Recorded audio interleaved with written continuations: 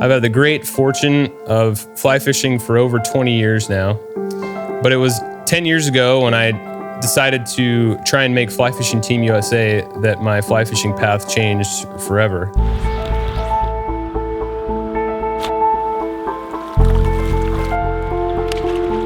At the time, I became acquainted with Lance Egan and Ryan Barnes. They were both members of Fly Fishing Team USA at the time. It was my introduction to all the different styles of European nymphing.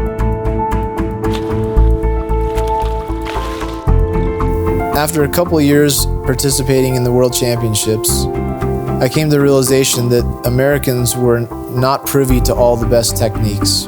We were getting beaten consistently and by large numbers. Knowing that nymph fishing produces the most fish because trout do most of their feeding subsurface, I knew I needed to focus my efforts on getting better at nymph fishing.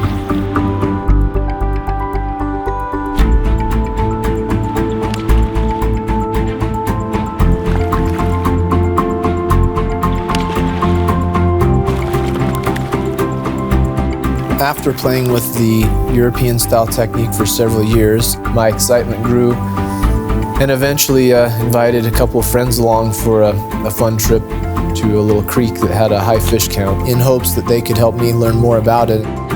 Lance started playing around with this a lot on his own, and he called me up one day and invited me to try out a quasi-experiment with him. We went to a stream in Utah that's known for a really high density of brown trout and brought our friend Kurt Finlayson along, and we did this sort of experiment I call the H Creek experiment. One angler would take a dry fly and fish it through a run. Then the next angler would take a dry dropper, fish it through a run. And then the next angler would take the French nymph rig and fish it through the run after those other two methods had already been employed.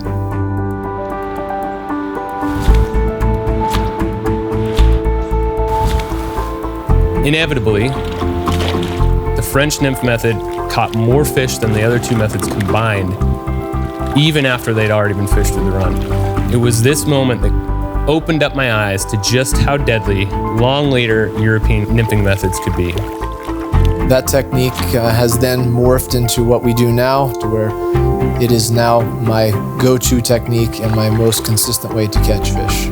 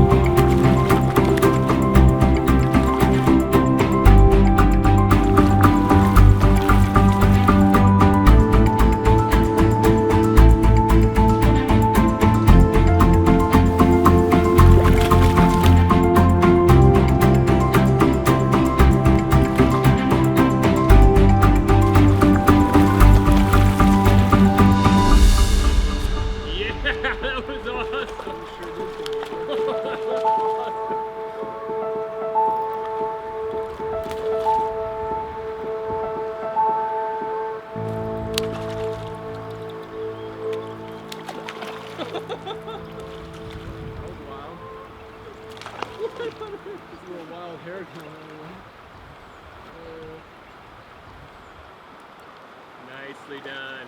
Gorgeous fish.